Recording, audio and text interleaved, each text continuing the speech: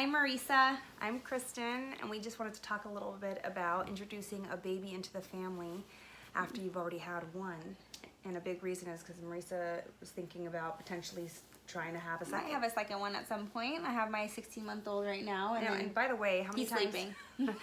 And my other one's sleeping. These ones woke up, so we're like, hey, we got to think of something to do with the kids.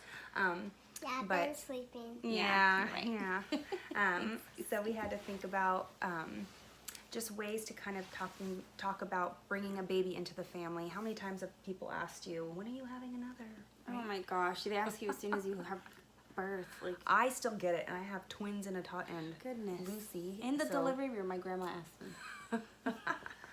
Yeah, so needless to say, this one had a tricky time adjusting to having two new babies in the family, huh? It's hard, right? Was that hard for you when brothers came? Yeah, Yeah? was it tricky? It was hard because she went from being, you know, the center of my universe. She was the only child, only grandchild. Only before they came. grandchild. It was really tricky, and it was hard for her. What was the hardest thing about having brothers? It's hard to be sister because I was just mean. Because you were mean. Yeah, that's about right. What do you have to do as a big sister? What's your job? Be helpful. Be helpful. helpful. Yeah, Yeah. that's a big sister's job, is to be helpful And be patient. and be patient. Okay, Yeah, Mama's a good mama. and be kind, right? And we've been talking a lot. And one thing I'll do at night, which has really helped our transition, is after I put the babies to bed. They're not babies anymore; they're gonna be two soon. But at night I'll like use stories, and I'll tell her, and I'll let her pick the characters or whatnot. And right, do we do this at nighttime? You tell stories? Yeah, and if she's having a hard time with a certain topic, then I will somehow make that the character's problem in the story. For example, the other day, she was having a hard time with sharing. She was always grabbing the toys that the babies were showing interest in. It was really tricky for her, and so it was a struggle for me as a parent because it was causing a lot of fights, and I just didn't want to deal with it.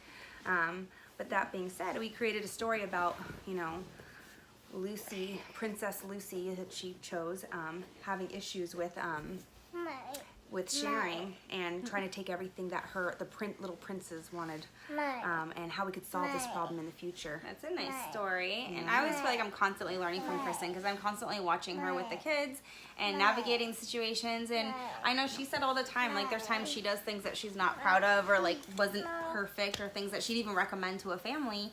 But you also lose your patience sometimes. Like I've watched more than one and I'm always like, how the heck do you do this? Well, yeah, and as you see, multitasking is not the easiest thing in the world. You get really good at it when you have 3 kids. Do you? Thanks for that. I thought I was doing really good. But yeah, anyways. There's no good or bad to everybody. It's totally just, it is you what do it what you do. And honestly, you know what's hilarious too is we talk about this as therapists, you know, we'll give advice to parents all the time of try this, try that.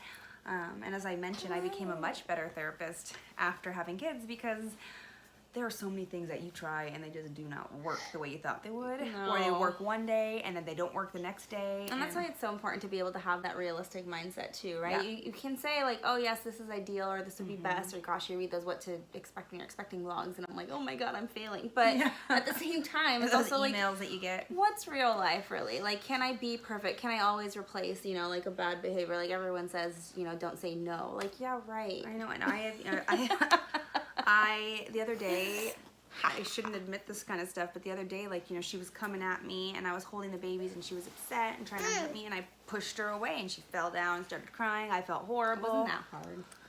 It wasn't, but you know, kids make everything. Ew. It's almost like when they're in sports and you see a basketball player fall down, they're like, oh, my knee, and they act like a huge thing just to get a foul shot. That's how I feel as a parent all the time because, yeah, we try to do what we can as parents. But that being said, some tips just that I learned along the way and that helped me a lot with my daughter and having the babies was I had a busy basket for her, and so That was so cool. yeah, I had put coloring books and stickers, whatever your kid's interested in. My friend has a son and he doesn't care about any of that stuff, so she had to do things like slime and Play-Doh and just fun things to keep them busy, so that when I had to breastfeed or pump or whatever, or feed a baby bottle with formula, whatnot, I had something. All right, bye. Whatever I had to do, she had something that was special to her, and I put it away, and she only got that basket during times when I had to nurse. He's trying to play with the dog, and I don't want him to, yeah. So that being said, that's a great thing to have. The other thing to have too is have a gift for, and you can do this or not. Honestly, it didn't like make a huge difference, but it was exciting for her. She was excited to make a gift for the babies that she got to present to them in the hospital when she first saw them. And not only that, we got like a little gift for her from the babies, and it was a big sister book. It was all about being a big sister, and we got one of those fun ones where you could like put her picture in and stuff.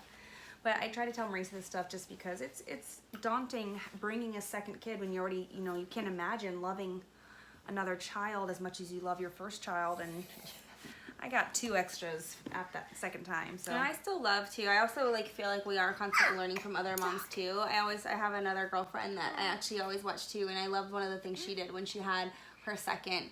Even though her second was, you know, a little baby, her first one I think was 3 or so at that age, and at one point she told the baby, like, hold on, it's your brother, the older kid's turn, and the older kid got a huge kick out of it because all of a sudden his baby was being told to wait. And I remember telling Kristen this even that when was she like had the her most kids, helpful thing, right? Because all of a sudden it's instead of just telling the older one wait, you're actually showing them that you say that to the other kids sometimes too. So. And I did that all the time, and I remember every single time I'd be like, Adam, I'm giving Lucy a cuddle right now. She'd get this huge smile on her face and go, yeah, Adam. Yeah, it's my turn. So, and I feel like I'm constantly watching you do that with the kids, and I feel like you're always, like, I feel like, honestly, Kristen is even selling herself short sometimes. She's constantly feeling guilty, feeling like she's not doing the right thing. It's hard when not you're like spreading giving yourself enough attention to all of them. Well, I only have 2 arms, honey, he's a bunny, and I have 3 children, so I cannot give them all the attention that they need, and it's tricky. So, yeah, you're gonna have mom guilt. The struggle is real. So just keep doing what you're doing. Don't feel guilty about it. And if you need to check in with a friend or something, just to let them know, like have them tell you you're doing things just fine, you're gonna get that from somebody, because I guarantee you are. You are. All right. Yeah. And that being said, enjoy, have fun making that second kid, and enjoy every last minute with your first. And it's gonna be a wild ride. But that being said, it's so worth it, because as you see them growing up and they're playing together, remind yourself that during those hard times, remind yourself, that they're going to be best friends, and you're giving them a great gift. It's going to be hard in the beginning. I'm not going to sugarcoat it, but you're giving them a great gift, and there's going to be a lot of fighting, but there's also going to be a lot of laughing together and playing together and just running around together, as you started seeing with Ben joining in with his cousins. That's now. true. It's really That's fun. true. So I'm really hopeful. Just for you guys, if you have anything else you want to hear from us too, remember to subscribe to our channel. Go ahead and comment, like, join our Facebook or our Instagram. Talk to the Hand Mamas. Yeah, and let us know there if you want us to talk about anything specific, because we're trying to gear these videos towards anyone who has any interest in topics related to speech therapy, to occupational therapy, about being a mom life, you know, about multiple kids, about single kids, whatever it is. Got the whole thing covered, you know. Yeah. Working moms, all that fun stuff. So, yeah. If anything else, go ahead and just let us know. All right. Bye. Talk to the hand.